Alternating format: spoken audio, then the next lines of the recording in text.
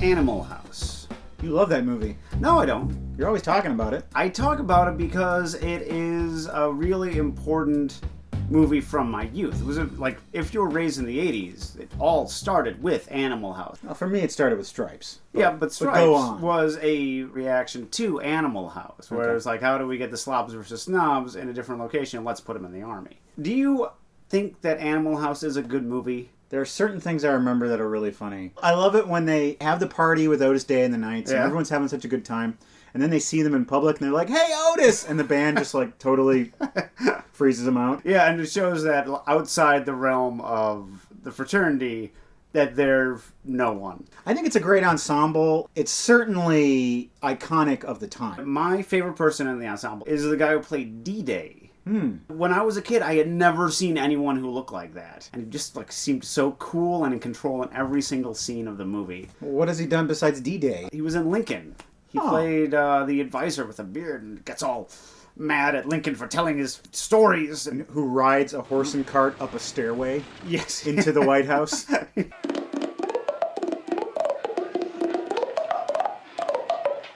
I've got a bunch of movies that I've never seen before. You don't know what they are. Every episode, I'm going to spring one on you. It might be good. It might be bad. We'll watch it and talk about it. Welcome to the basement. We drew our theme randomly from my Marvel Comics dice bag last time, and we got Hall of Fame. Craig got to choose one of our Welcome to the Basement Hall of Famers and pick one of their movies for us to watch tonight. I had 15 choices of actors, 14 if you take away Nanook, who only did he was a one-hit wonder, Nanook. It was really fun and hard to choose what we're watching tonight. I can't find out to wait what it is. I put a lot of pressure on myself to watch important films. This last week I watched Ugetsu and Los Olvidados, which are both great movies, but no one would ever describe them as fun. You've never heard the phrase, as fun as Ugetsu? But tonight I think I'm going to put aside my cinematic health food and have a little movie candy. Tonight we're going to have some fun, and who's more fun than Michael Shannon? And we're going to go into the big city for some excitement with Premium Rush.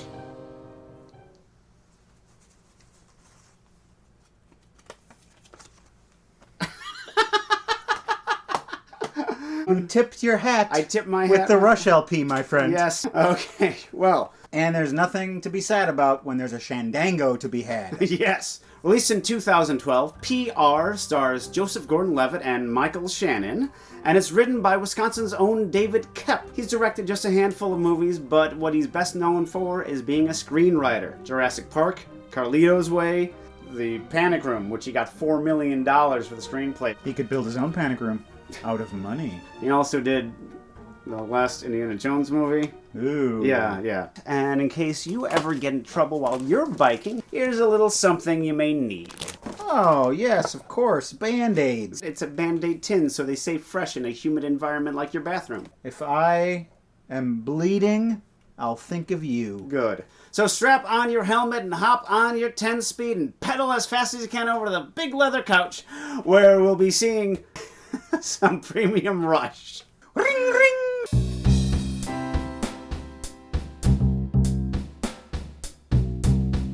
Premium Rush is much better than its working title, Maximum Hurry. Wiley is a bike messenger for security couriers. I can't work in an office. I like to ride. Fix gear, steel frame. Fixies. Hipster. Some of us get killed out here. Some of us are women. He loves his job, and he loves all other bike messengers. With a few exceptions. For instance, Wiley's upset at Manny, a fellow bike messenger, the only guy possibly better than Wiley. Because he jumped his route. He took the package that he was supposed to take, and he took it instead, and so now Wiley didn't get to take it. Yo, it isn't yours, it's mine now, like your girlfriend! Oh, I'm getting worried, dude. It's a cutthroat world, bike messaging. Cutthroat? And then he's having trouble with his girlfriend, Vanessa. Raj, the manager of the bike messaging service, gives Wiley a delivery. All the way from Columbia University to Chinatown. This request has been made by Nima. She is the soon-to-be ex-roommate of Vanessa. Wiley goes and sees Nima to get the package from her, but she seems real nervous for some reason. Wiley buys a burrito. Outside the building, Wiley is stopped by this guy who claims to be part of campus security, and he says, "Hey, you need to give me that envelope because she wasn't supposed to give it to you." The security part means that once people give us their shit, we don't just hand it out to random strangers on the street. He will destroy you. Don't you realize who you're talking to? What's your name? Wiley. Wiley. Can I ask you to kneel before Zod? The fella tries to stop him, but Wiley bikes off. Hey! Oh, a fixie!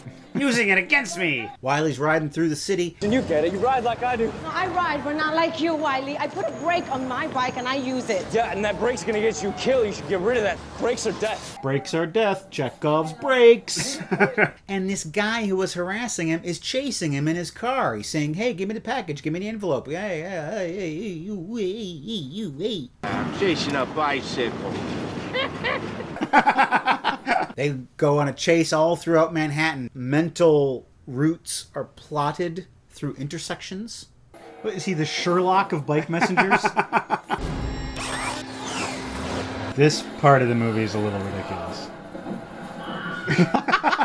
Except for that part. The bicycle can go places where cars can't go, and so Wiley gets away. This bike cop sees him and he starts chasing him. Wiley just can't stop being chased. He gets away from the bike cop too, and that bike cop is none too happy about it. Wiley goes to the police station. He's been chased and nearly killed by this maniac in a car. Then he hears a familiar voice behind him. It's the guy who was chasing him in the car. Turns out he's a cop, Detective Monday. The guy who wants Wiley's package. Envelope, not his package. Wiley goes and hides in the bathroom while Detective Monday has a flashback.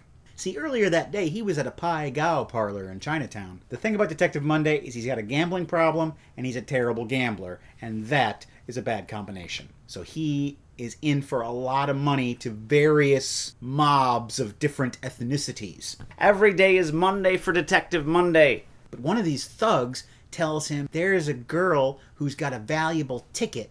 If you can get that ticket and bring it back to us, we'll square up all your debt. Detective Monday, who's the desperate sort, says, I'll do it.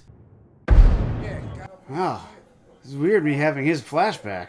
Wiley realizes that he can't trust anyone there. He's got to make an escape, but first he goes into the bathroom to see what's in the package. Wiley sneaks out of the police station, but the other crazy cop on the bike sees him and chases him again. Fixie, don't fail me now.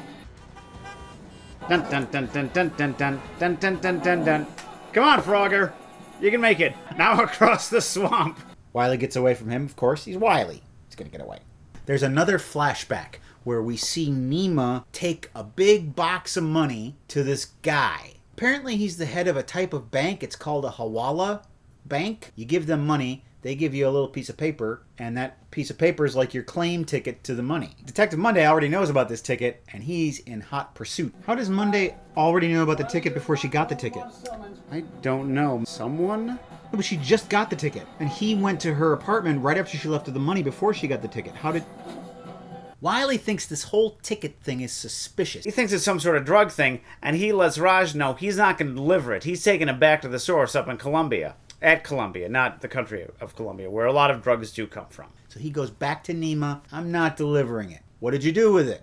I left it at the front desk. Oh my God, she runs to the front desk. Where's my envelope? Another bike messenger just took it up. Oh no, my ticket is gone. Wiley talks to Nima. She has a son back in China. She wants to bring the son over here, and this is the only way she knows how to do it. Why'd you have to go and ask for me? In a few years, I'll be getting too old for this shit. Wiley says, all right, I'll help. Detective Monday called the bike messenger service, and he said, hey, I want to change the destination for that package. And now, Manny has the ticket. He's delivering it to the wrong place. Wiley has to chase down Manny before he gets to the point of delivery on 28th Street. Manny's like, no way, jerkwad, I don't like you. You can't have it. Vanessa, she gets into an accident. Why? Brakes! Oh! Unplug your bike's brakes. It's safer that way. Hey, Wiley, I got an idea. Why don't you race me for it? You get to 28th Street before I do, I'll give you the envelope. They have this race through Central Park. Manny's winning for most of it because he's got a bike with all kinds of fancy gears, while Wiley's only got one gear. So Wiley's struggling, but he catches up anyway because Wiley's so good. They ride past some cops who call into dispatch, and what do you know? Our disgruntled bike cop is back. NYPD! Stop the fight! He is my red whale. From hell's heart, I bike at thee. Wiley wins the race. He gets the thing. Whoop, whoop. I believe that's the sound of the police. He hides it in a part of his bicycle. Where no cop would be smart enough to look for it. He gets to an intersection that he can't get through with his little computer mind, and he gets hit by a car. Whee! Wiley's laid out in the middle of the floor. Wiley's laid out in the middle of an intersection. We see a brief flashback to how Wiley and Vanessa met. I bet she loves being in the scene where she doesn't have to be covered with a thin layer of sweat. She's about to be covered with a thin layer of Levitt. And back in the present, Wiley's being put into an ambulance. But Detective Monday is there, and he goes into that ambulance, and he does a little interrogation with Wiley. Give me the ticket. He tortures Wiley a little bit using Wiley's broken ribs. I'll tell you where the ticket is. You get me my bike back. It's in the impound yard. Wiley is delivered to the impound lot, as is Manny. This guy Manny's got the ticket. I'll go get my bike. Who's the lottery to beat you, Clayton, now? Surprised it took us so long. Vanessa has sneaked into the impound yard with some clever bicycling maneuvers, and she took the ticket. They get Wiley's bike, but it's all messed up. He sees another fixed gear bike, and he's like, yeah, buddy, that's going to be my baby. And he goes to town all over the place in there. Little Wiley won't go home. You can't catch Wiley, 'cause Wiley won't go. I could have said this a long time ago, but now this is officially bicycle porn. He makes it out through extremely slow doors. They need to make it down to Chinatown to finally finish their delivery. Detective Monday knows where they're going. Vanessa knows that he's going to need help. I need a flash mob like 5 minutes ago. So she calls in all of the bike messengers of the town. So this is like the Society of the Crossed Keys in Grand Budapest Hotel? That's right. Gondor is calling for aid. The posse's showing up. She said she needed a flash mob. I hope it's not an actual flash mob. Yeah. They're gonna all go to the same place and then just stop. Wiley makes it down to Chinatown. Detective Monday is waiting for him. I will kill you. People in Chinatown, they don't testify. Haven't you seen the movie Chinatown? But all the bicyclists show up. It's like the red balloon with where all the balloons come, except they're kids on bikes. And they thump him and knock him over. Wiley delivers the package. And the little boy in the other land gets to get on the boat. He's coming to America for Nima, to be with Nima, his mother. Nima. I have the heroin. It's on the boy. Soon Mommy's little drug mule will be in the United States. And Detective Monday, well, his debts have caught up with him. And they put a bullet in his head. Takes him a while to figure out what happened, but he knows now because he's dead. 6:50. What? That's 27 minutes after the bike accident? No. No. And Wiley, he's back on his bike. He loves to ride, and he's not going to stop because the rush is too premium. Premium rush. Well, it beats working in an office, apparently. It certainly is a chase scene. The only thing to compare it to that I can think of is the new Mad Max movie, which is also nothing but a chase scene. This does have more breaks. Breaks from the action? Yes, Because there aren't breaks on the bikes. And broken bones. Yeah. The thing I really don't like about this movie, it's a fairly minor component of it, but the smugness of the bike messenger mythology. Yeah. Like, ooh, we just like to ride, and we're all buddies. All you suckers in offices, you're missing out. That's right. You work in a car dealership? Will that other car dealership come to your aid when you need it? Well, yeah, it's called a dealer trade. Shut up! And the movie starts off on that note. So yeah. To me, it starts off on the wrong foot. Mm-hmm. Does it need that whole idea to sell the action that follows? Yes, I think it does because it has to make it look like it's worth doing. He obviously is shutting off something from his life. We don't get to see what Wiley is shutting off from his life, other than the fact that he doesn't want to be a lawyer, even though he's qualified. I heard you never took the bar. It's on my list. The only bar I care about is the bar, the bicycle bar. The Yeah, bar? that's the only bar, man. What really works about the movie? The bicycle motion. Well, it's just the chase. A bunch of people are chasing Wiley, the mob is chasing Monday, and Wiley is chasing Manny. So you have all of these things, and everyone's chasing a clock. So I think that's really what makes it work. The movie has rush in the title, and you feel it the entire time. Sure. It also reminds me a lot of Run, Lola, Run. It's sort of a similar vibe to it. Yes. There's a lot of money at stake. You need to get to this place by this time. Mm-hmm. And also, in Run, Lola, Run, you get to see various outcomes if she goes this way or that way. Right. Which this movie has too. Yeah, and this one, it doesn't work quite as well. It seems a little too cutesy and too computery and too antithetical to all of the great practical action that happens in here. Well, let's talk about the man of the hour, the reason why this movie was chosen, Michael Shannon. What did you think of his performance? He was going as far as Michael Shannon always goes in a performance, but in more of a comical direction, so that was nice to see. He still looked manic. But there was a real schlubbiness to his character as well, and that speaks to his gifts as an actor. He could have coasted on the types of roles that he's been doing his entire career, but he gave it that nuance that was totally unique to this role. Just the way he walked, he had sort of a dopey walk. He had that funny little laugh. Guy says, suck it.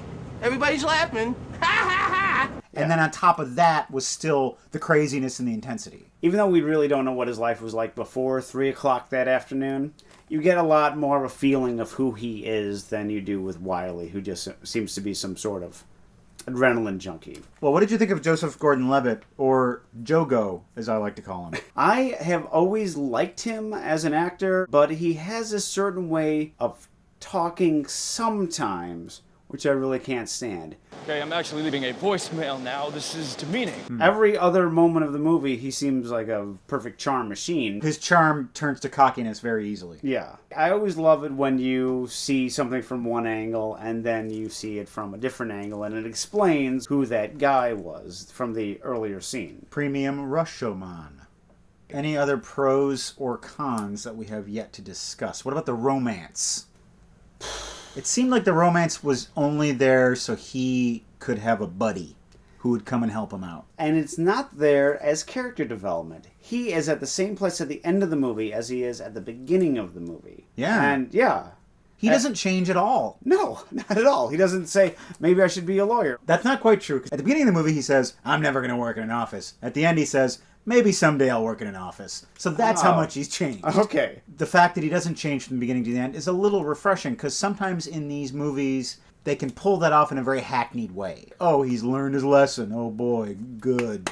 Yeah. And in this way, it's just sort of like, I'm still going to go out and ride my bike in crazy, irresponsible ways. Michael Shannon is younger than us. He just turned 40 this month. Oh, that's crazy. Yeah. He's been playing that he's in his 40s for the last 10 years, and he's going to continue playing it for the next 20. Sure. Kind of like Kevin Costner in that way. Yeah, Kevin Costner. He went through a stretch of about 30 years where he was in his 40s. Final thoughts on Premium Rush. I miss having a bicycle. I should oil my old girl up and take her out on the road. But and what about... get a bicycle? No. He did it. And we did it too. We just watched Premium Rush. What an exciting racing movie through the streets of the metropolis. If you haven't seen it, you should check it out. It's definitely worth your time. Don't shift gears or pump your brakes or do anything stupid like that. You bike straight over to our website, welcometothebasementshow.com. You can see all of our episodes there, every single one. You can read Craig's writings, and there's a PayPal donation button. You can donate $1 or $2 to help support our show. Recent donors include Eric, who says, been here since the first episode, and Drew, who says, keep up the good work. And, of course, our monthly donors, people who have established rolling donations that donate a certain amount every month. Patricia, Edward, Corey, Jason, Kyle, Stephanie, Sierra, George, Tammy, Danielle, Joe, Michael, Brian, Steve, Lee, Michael, Jacqueline, David, Daniel, and Joshua, Jonathan, Merlin, Tristan, Kevin, Alex, Abraham, Patrick, Mauricio, Dan, Robert, and Sarah. Woo! Woo! Let me open up our mailbag. We got a bunch of postcards here. This is from Andrew at the Jersey Shore. Give it to me. This is from Brian at the Super Dogs Drive-In in Chicago, Illinois. Ooh, hot dogs. And our buddy Ragan continues his trek across Europe. We got 3 more postcards from him detailing his journey through Italy. Look at that, Capri. It's as pretty as everyone says it is. The Isle of Capri. And now it's time for Seen It. I'm New Yorker. It's time for Seen It. Our theme for tonight's Seen It, apropos of nothing, is biopics. Biopics are when they take a real person and they tell his story with a movie. Or her movie. Don't patronize them. Mr. Devon, 1125, writes, I would love to hear your guys' thoughts on Man on the Moon, starring Jim Carrey. It's a biopic about Andy Kaufman. Thank you very much. Seen it. I was not a big fan of this movie. I was a big fan of the trailer of this movie. I saw that and I thought, oh my goodness, It's this happening. is going to be the best movie ever. That's Yeah. when you should never see a movie, when you Yeah. think it's going to be the best movie. I think his performance is pretty unimpeachable. But the movie surrounding it is kind of not very good. It's confusing how Milos Forman chose to have the people in his life play the people in his life, even though they're all 15 or 20 years older. But except for Danny DeVito, who played a person not Danny DeVito, it was... Ocean Sage, could you talk about another masterpiece, Spike Lee's Malcolm X? Seen it. Seen it. This movie really is Spike Lee's masterpiece. I think this is the culmination of everything he was building up towards, and it's a really, really great performance from Denzel Washington. One of the best impersonations of a famous person. He, at times, was Malcolm X. I saw it at a small movie theater in Janesville, Wisconsin. I had the entire theater to myself until 1 minute into the movie, and this little old man comes in, and it just sits down in the back, and I'm like, God damn it, I could have been doing whatever I want this entire time. 3 hours. 3 hours you want to stand up for a little while. Little old man's in the back, and I can't stand up. I want little old man's job. I'm sure he works for the theater. Hey, we got some 19-year-old kid in there. He's probably going to be masturbating during the movie. Masturbating to all that black power. Lukev, 1953, writes, have you guys seen Lenny, the biographical film about Lenny Bruce, starring Dustin Hoffman? Yes, I have seen it. I've seen it, baby. You dig? Terrible Lenny Bruce. Yeah, it is. Dustin Hoffman doesn't do a great Lenny Bruce either. I think he's choosing not to be Lenny Bruce. He's choosing to be Dustin Hoffman doing Lenny Bruce's routine. Sure. So that you're not thinking the entire time, he's close, but he's not quite there. Yeah. By aiming low, he ends up being believable. Yeah, exactly. And sincere. For a movie about a comedian, it sure ain't funny. Well, Lenny's life wasn't very funny. Well, yeah, but there should still be some moments of mirth in a movie like that, right? You don't watch a movie about the life of Lenny Bruce and expect a bunch of yucks. Well, I think you should. Because He does a whole lot of his comedy. He does, but it's not funny. It's like, hey, did you ever think about this? And blah, blah, blah. Racism. It has Valerie Perrin in it, which means you get to see a really nice-looking woman naked. That is the Valerie Perrin guarantee. That's the movie that if I were to see it in the theater, the little old man should come in to make certain that I'm taking care of myself. Whoa, Lenny Bruce. Paul Weger writes, what did you guys think about Patton? I thought George C. Scott was great in that. Seen it. I've read your book. Seen it. Patton is such an amazing movie because people who were pro-war walked out of it thinking this is a movie about a great soldier. People who are anti-war walked out of the movie and thought this is a movie that shows the follies of war and how this jerk-ass becomes a great man. Patton. Jerk-ass. It's basically about a man who's been waiting his entire life for the great game to come, and it has. That's Seen It. And that's our show. Ooh, we watched Premium Rush. It was a good time, and we hope you had a good time too. We hope you enjoyed a look back in August, and September is coming up. What is the theme for September going to be? I have no idea. Well, Craig, you know as well as I do that we pride ourselves here in the basement on diversity. We watch movies from all eras, but I bet you'll be shocked to learn that there are some years we've never watched a movie from. Well, we're going to be remedying that in the month of September, drawing some random dates from the old Marvel Comics dice bag. Fascinating. Just for fun, I'm going to draw 2 dates, and you won't know which one I pick. Our next movie is either going to be from 1945 or 1962. What do you think they'll be? Let us know in the comments. Until then, see you next time. On your left. And now it's You got your jaw. you got Now it's time. the lips are sort of. I don't know why I'm lapsing into a Humphrey Bogart. Because your lips are too much. It's like, I think I got it. Now and you got to do more with the eyes. Now it's time for Seen It. now it's time for Seen It.